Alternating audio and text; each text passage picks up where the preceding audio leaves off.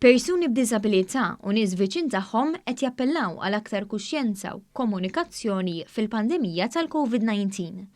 News tkellem ma' Nicolette Aquilina Cutajar, persuna nieqsa mis-smigħ, li spjegat li minkejja li qed tadatta għal din is-sitwazzjoni qed taffaċċja diversi diffikultajiet, l-aktar biex tikkomunika.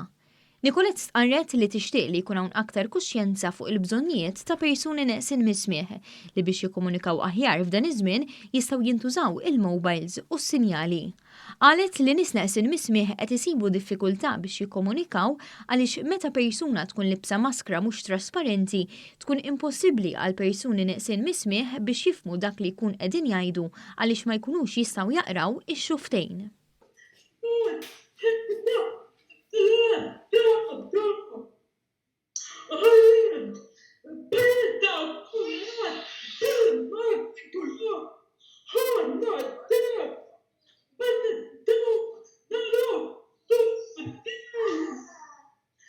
News tkellem ukoll ma' tifel b'diżabilità ta' 9 snin dwar id-tbatijiet li qed jgħixu bħala familja waqt il-pandemija.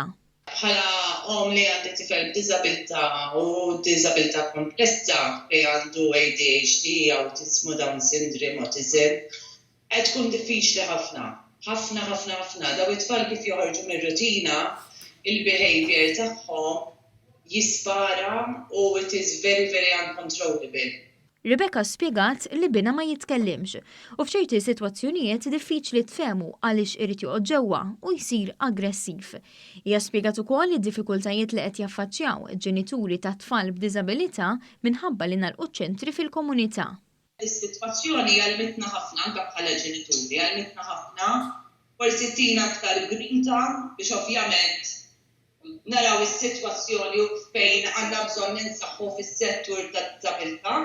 Minkejja d-diffikultajiet, Rebecca sostniet li din hija opportunità biex jissaħħaħ is-settur u titqajjem aktar kuxjenza dwar il-persuni b'diżabilità.